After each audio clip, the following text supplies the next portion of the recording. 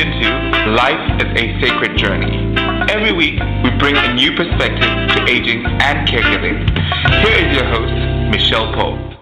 Good morning, good afternoon, or good evening, wherever you are in the virtual neighborhood of Life is a Sacred Journey. It's good to be with you. My name is Micheal Pope, and I am your host for this time together. Hit the share button and let people know that we have gone live this morning. So hit that share button. I believe we have a guest this morning, Dan Lemoyne. And I'm hoping that he will be joining us. I didn't get a note that he wasn't coming, but I thought I'd get started and welcoming you to Life is a Sacred Journey. And it's good to be with you. I wore my Mary Poppins pen today because I'm in a Mary Poppins frame of mind. Perfect in every way, kind of, sort of, not to be pompous or egotistical, but just in a good kind of way. So there's my Mary Poppins. And then I also wore, let's see, I hope it's still on here. I am a Star Wars fan, so this is my Star Wars pen. You can see that there. And it's got the Falcon ship on it. So I'm wearing my pens from Disneyland today, and I'm a little casual chic with my denim oversized jacket.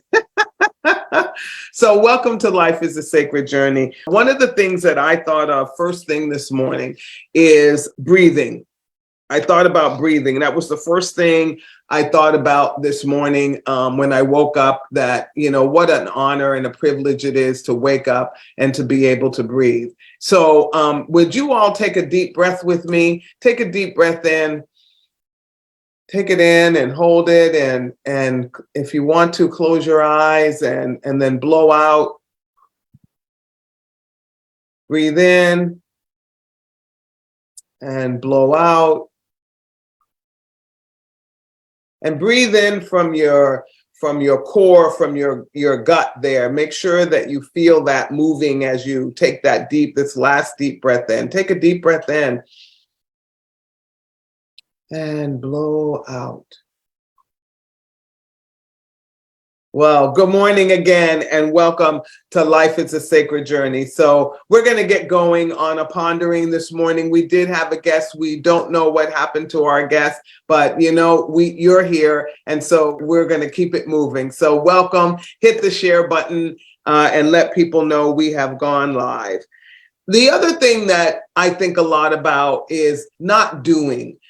Whether it's something that I perceive that I have to do, or something that I feel that the universe has made me to do.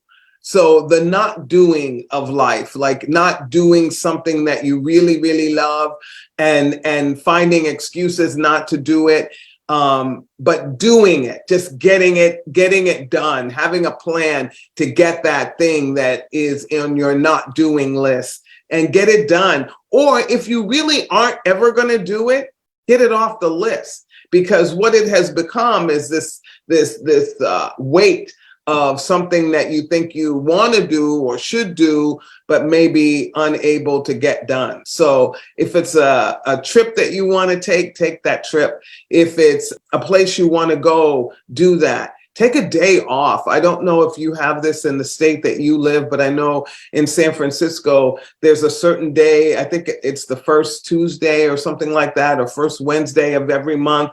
The museums are free and things are free and you can go. Take a day off. Take a I Love Life day. Instead of it being ill, I love life. Take a I love life day and go to a museum or go sit in front of the ocean shore. I just took the trip up 101 there, Highway 1 to Point Arena, and the ocean was just so magnificent, and just being there and feeling it on your skin and the sand in between my toes. And I didn't spend the night and, you know, any of that. I didn't even spend any money. We spent money only on gas and a car rental because we decided to rent a car. And so what a wonderful thing to do. Do those things, have those mini vacations and take those things off of your not doing list. Get rid of the not doing list and start getting out there and living life and doing it to the best of your ability. Now, people will say to you, and I will say to myself sometimes, oh, I can't do that. My sciatic hurts or whatever. But you know what? I find when I get up and I get moving and motivated, I can do it. It's amazing. I get to do it, and the sciatic somehow disappears. And I think it's the stretching and movement that also. Well, I know it does, right? We know that it does. So get to the doing, and let's get some of that not doing stuff out of our lives. The next thing that I've been thinking a lot about is expectations, and not expecting so much out of others and things and situations, just being in the moment, living in the experience, and enjoying the individual, enjoying the experience for what it is, and not trying to make it more. And that's hard for us because we go into everything with expectations. And even sometimes I know people will ask us, well, what do you expect of this gathering? What do you want to get out of this? When in fact, maybe we need to be in the situation. Maybe we need to be in the experience and figure out how that feels and what that's all about. So get out of the expectations of, and you know what we do? We put those expectations on other people. We put them on ourselves. And you know what? I can't live up to your expectations. And nobody else can. The expectation is something that we hope will happen. And if we maybe say, I want to live in this moment, I want to experience this with this individual. I've learned that working here at Alzheimer's Services of the East Bay with people living with dementia. In the moment, always in the moment. Even when I have planned an interaction, I'll go down and I have this grandiose idea about how to communicate and do this. And it's always about being in the moment, using active listening skills and really leaning in to the individual and trying to figure out what they need to navigate this moment in their life. So let's look at our expectations of others. Being loving. I think that this is something that we sometimes, so easy to say, right? So easy to say. Again, something taught to me by the participants here. Being loving doesn't have to be a grandiose gesture. It just means sometimes being in the silence of it. We have a participant here that speaks French and English together. And in the moment, she will tell you how much she loves you in French. And it sounds so beautiful and it feels so magnificent. And we share that back. We love you too. And those kind of moments are just the wonderful humanity sharing love. Oh, I'm getting goosebumps thinking about it, just the humanity of it. Being loving.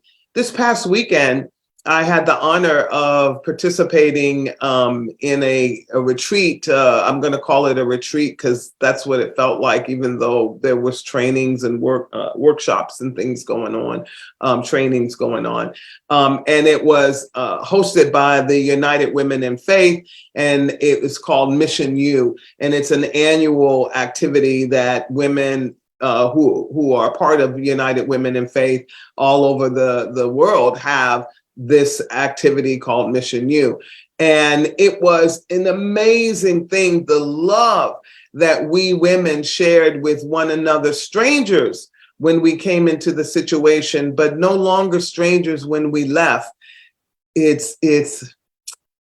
is one of the things that life is about. It's about this human connection that is so powerful that it moves beyond language, it moves beyond skin color, it moves beyond all the things that we put up as barriers. And let's be more loving, right? Hit the share button and invite someone into this loving experience of life is a sacred journey, and be more loving yourself as you go forward in this day and over the weekend. The other is giving. Giving. How do we give of ourselves? How do you give of yourself? And the other day, a woman asked me for, I was going into a store, and there was a woman outside, and she asked me if I had any money. Well, I never carry money. That's something I just don't do anymore. And I have to really remember, like, if I need to bring money somewhere for something, I just don't, because most places I go use debit cards or have a Square or whatever. So money is not like something that I spend a great deal of time navigating. And I was so hurt that I didn't have money this particular time. And I said to her, no, I don't have any money. But God bless you. You know, that's me again. And I felt like, okay, so I didn't give her really what she needed, because she did need money probably to eat or do whatever, but I gave her something else. I gave her time. I gave her what my best food was to give at that particular time. But we can be giving beyond something that is always producing dollars and cents, because sometimes we don't have the dollars and cents. Many of us don't carry money, or some of us don't even have it. It's not in our budget. The other day I went in the store and there was a young man standing outside, and he too was asking for money. And I said, I don't have any money, but can I get you something in here? He said, oh yes, I'm hungry. And I got him a protein drink. And, you know, you can do those kinds of things that help another person, and be kind and giving and really helping them where they are in that moment. And it doesn't necessarily have to be money. You might not even want to pull out money out in the middle of the street, just because other people might be watching to and wanting to victimize. But be giving wherever you can. And giving is not always that those tangible, you know, the tangible things that we can pick up or what. It's those things of giving of your inner self. And how do we weigh that? We don't. You just give of your inner self, and you're giving that to people in a way that that makes them feel good, and helps them to know that they're a part of I'm trying to get comfortable here. My seat just rolled. They're a part of a humanity, and that they are seen. This is a big word. This is big that I'm hearing now. Being seen. Being seen. You know, there were a group of Latina sisters at this retreat, and you know, to have a translator and to just really be at one with each other, I walked away feeling a sense of kinship that you know, that will keep me going for a little while. So think of those ways that you can create these loving and giving situations for others. Moving out of your comfort zone. Moving out of your comfort zone. How hard? I'm thinking about all these things because, you know, how do you move out of the spaces that you feel comfortable and that you have a sense of power in, and you know what the next step may or may not be, but how do you move out of that comfort zone into a little bit of discomfort that fuels your imagination and your capacity to do greater things? Wow. I think that's different for everyone. I don't think it's the same thing for everyone, but pondering it might push us to do more than what we could possibly imagine. So how do we move out of our comfort zone? We try new things.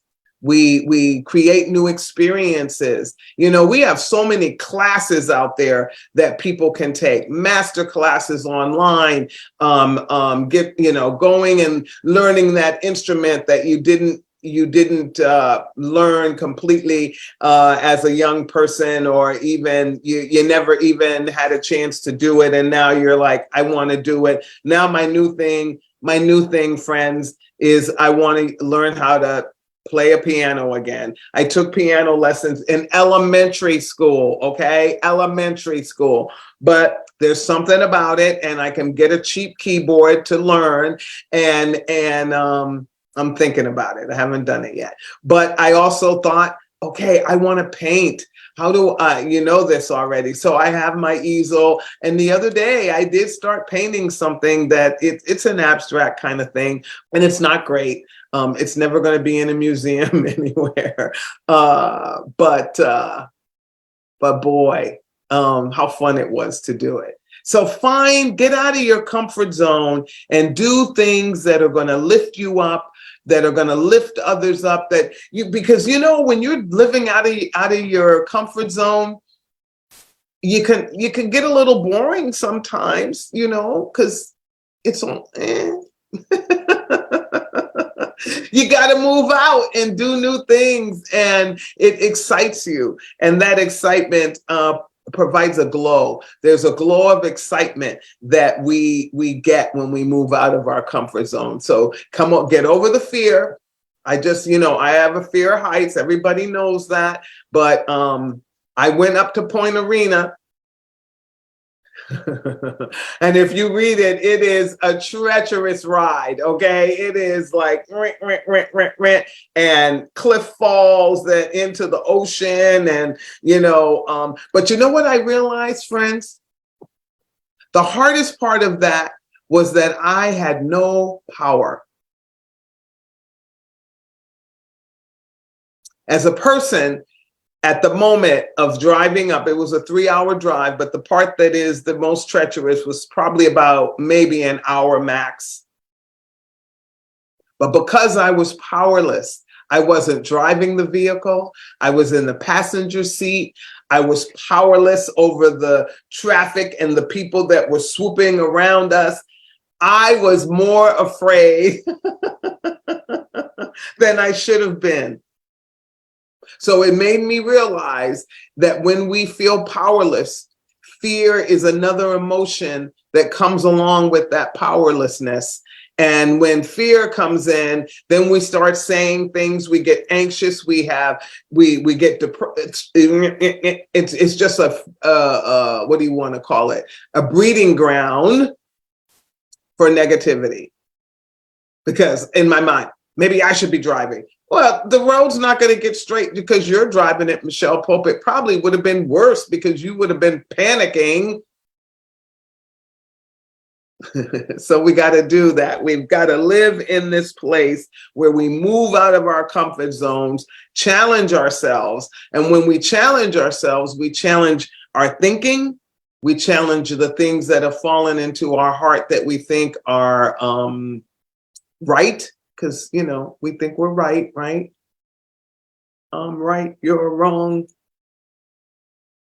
Get out of your comfort zone and do new things. I was with a group of young people who I know aren't around an enormous amount of Black people at any given time.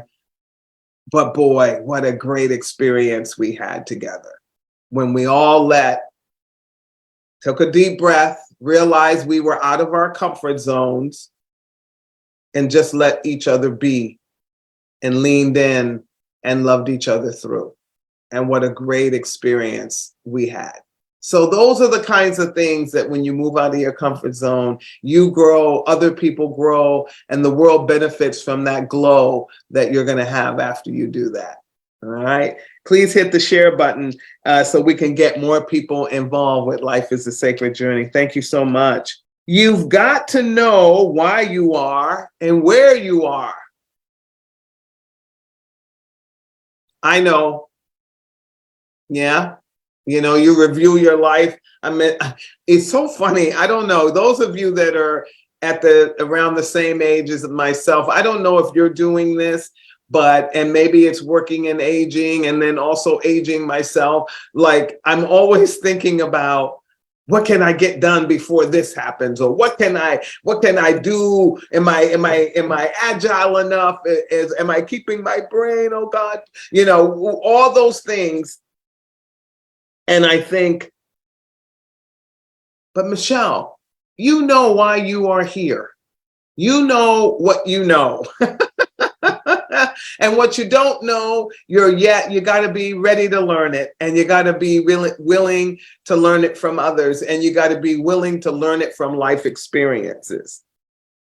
But you've got to know why you are the way you are and where you are in your life journey. And sometimes, my friends, that takes counseling. That takes counseling, that takes therapy, that takes support groups, that takes more than what you can do alone. It just does.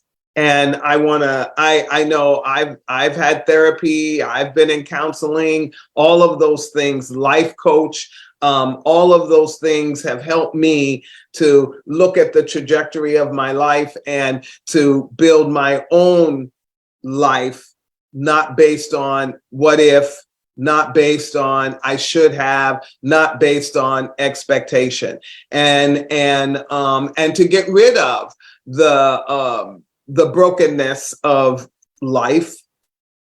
And when I say get rid of it, meaning put it in a place where it becomes productive and not something that gets in the way of being able to love, being able to do the things that we just talked about. So think about that. We all know who we are and where we are in our life journey, and it takes a moment to figure that all out, and it takes a moment to get comfortable with all of that. But when we do, then we have the opportunity to create more things. And the thing that we create more than anything else is that place of happiness and joy inside of ourselves. When you are a happy person, a joyful person, you attract it. People will start talking to you and you're just like, okay, I didn't say anything. Or you'll be talking in your head and you're thinking, did they hear me? Is that why they're responding? No, they're responding to your joy.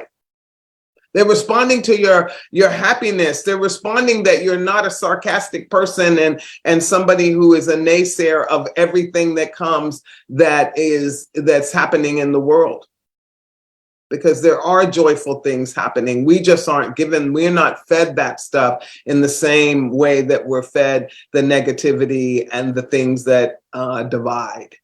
And so get a good helping of joy and happiness, and then pass it on. It's a great recipe, and it's a great thing to give to other people.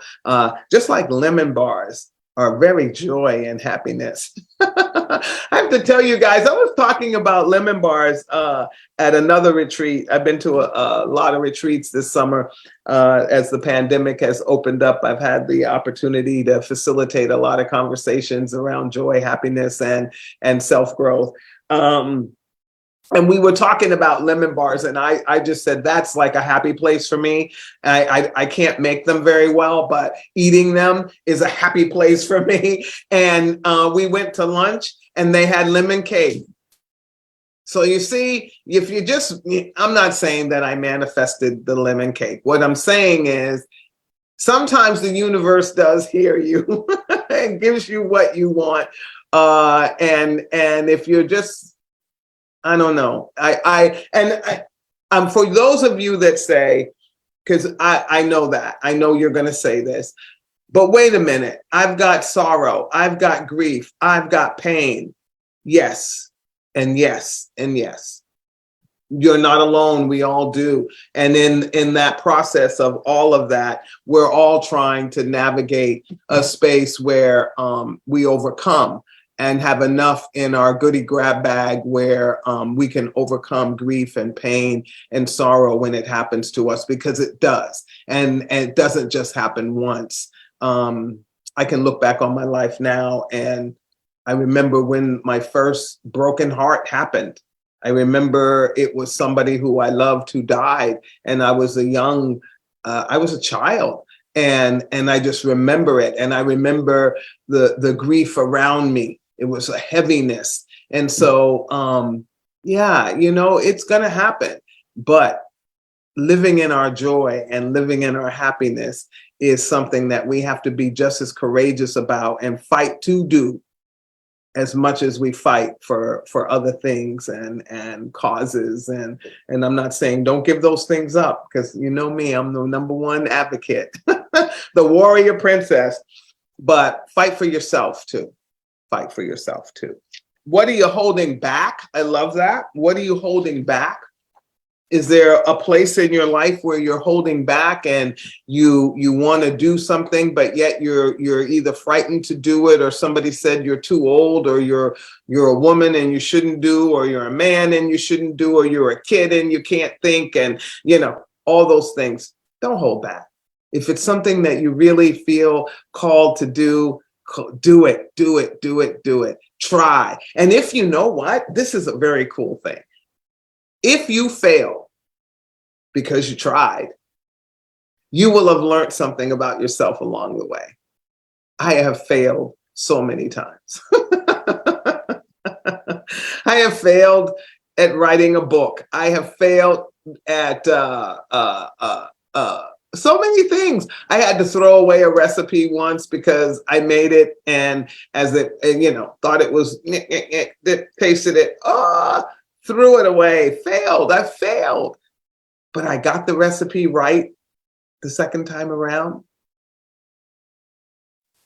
I failed the first time that I went up in a plane. I failed miserably, and I was panic stricken and sweating and everything. Now I kind of have a little butterflies, but I know how to breathe and learned a little meditations and things to get me through those flights. So yeah, I started off, and now I can do them a little bit more calmly, right? So whatever it is, you can move through. You can move through. And you have, I don't want to make this a heavy duty thing, but I think you have an obligation to the fact that you made it to this side of the universe, to try to live it. And even if it starts to, at you, then you put your hand up and you back. And you do that by being happy and overcoming the situation. That's how you fight back.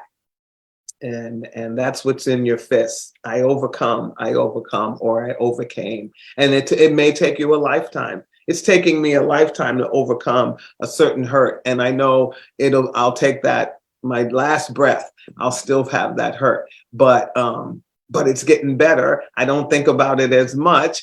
And I'm able to get through it when it comes up, and I've got the tools now, so it doesn't hurt me as much. But it doesn't mean that I forgot, right? So let's let go. Let's let go and let life give us some of the fruit that we deserve. Okay, there is a cure for ignorance, and it's knowledge. Now we have too much knowledge coming at us all the time. And some of it's false news, false knowledge. It's not good. It's hurting us more than it's helping us. And I said to the group that I was with this last weekend up at Echo, stop watching so much television and stuff. Start engaging with people, particularly those that you're afraid of. If you're afraid of them in any way, shape, or form, then find a way to engage and be in an environment so that you can figure out whether your fear is true, founded, or not. How are you going to know? You're going on somebody else's information. Get your own knowledge so that you can question the stuff. That was the one gift I hope I gave my kids. I think about it all the time. I always said to them, I don't care who tells you, I don't care what book you read, question it. Find more responses that are the same. Find something where there's people doing the same thing, like researching whatever you're researching and find more than one answer for it. But don't just do a slam dunk because even I said so. I used to always tell them that because I could be wrong.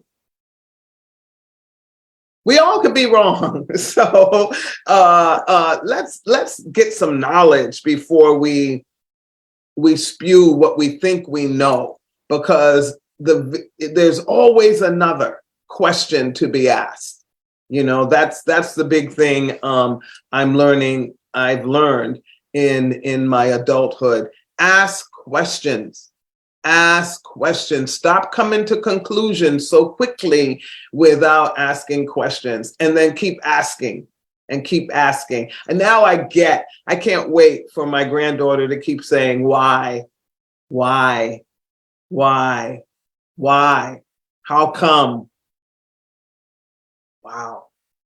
And when you keep asking why yourself and how come I'm reacting this way, you can overcome some of that fear that's keeping you from loving another group of people or understanding another group of people, or even the people who hate you. It's my honor to love the people who I know hate me.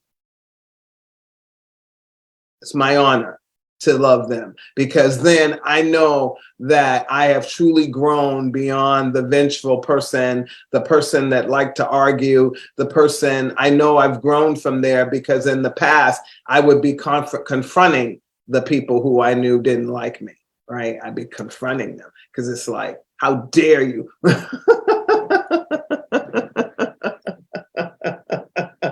How dare you not like me? And now it's all about, I like me. So it doesn't matter. And you can give love. You can give love in a way that is caring. And and it doesn't matter. So make it an honor for yourself to love those individuals who you know without a shadow of a doubt can't stand you for whatever reason. Just love them. Love them from a distance if you have to, because sometimes being in personal space is not good for our health, but love them through it. And therefore you will love yourself, because you won't be taking that negative energy into your thought process. And so, I love that one. I just made that up because I have had to do that. I made that up in my life because I thought, how are you going to walk around? You don't even know why these people don't like you, and you're trying to overcome the reason they don't like you. You don't even know it. You're walking on eggshells all the time. Just be your authentic self. And some people will like you and some people won't. Some people will hate you and some people won't. Some people will love you and some people won't. Just keep it moving, keep it stepping, enjoy your life, and stop worrying about it. That's it. Hard to do because people are nowadays very confrontational and they want you to know how they feel about you. And I've been caught up in that paradigm as well. I'm human. These are ponderings. These aren't like my perfection points. These are just ponderings because I'm not perfect. I fall down every day. But yeah, I think it's interesting to find out all those things about oneself and write them down so that you have an accountability list somewhere. As you learn these things, write them down so that you can go back and hold yourself accountable for the things that you've learned and the things that have resonated in your heart. So here's the last one, my friends. I love this one. Look at your friends, the people that you say are your chosen family, because that's what friends are, chosen family. And are they encouraging or do they discourage? Do they ignore your dreams? Do they support your hopes and your plans? And do they really care about you? Are they honest with you? And do they make you feel like you are seen? That's a friend. And so in this modern 21st century where friendship is a click of a button and all of a sudden you have friends, we need to look at friendships and what they mean and the value of them. And a friend is someone who is there in your time of need, even over the phone, even over a text. And if they're discouraging you and bullying you and trying to have power over you, then they're not a friend. And this I send out to my young friends that are out there that I know are dealing with this social media bullying and all of these kinds of things. Bullying isn't cool. It doesn't make you cool to bully another person because of anything that you think. Again, going back to that ignorance thing. Anything that you think is right because you get in that gang mentality and one person is bullying this person and another person adds on and all of a sudden it's a whole gang bullying the person. And you know what? It's easy to bully somebody on the internet and social media because you can sit in your house and do that and bully somebody from a distance and destroy their lives. So be careful when you write stuff on social media about another person and you don't even know that person. And if it's something that's happened to them that is really heinous and ugly and you pass it on, like the young woman, I believe she lived in Canada, was raped at a party, and the young people around her that took pictures and then bullied her on social media, and her family moved her, and then she committed suicide.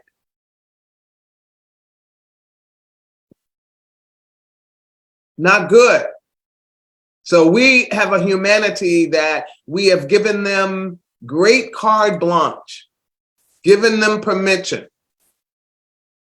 to bully, because we have this idea of perfection that is not real.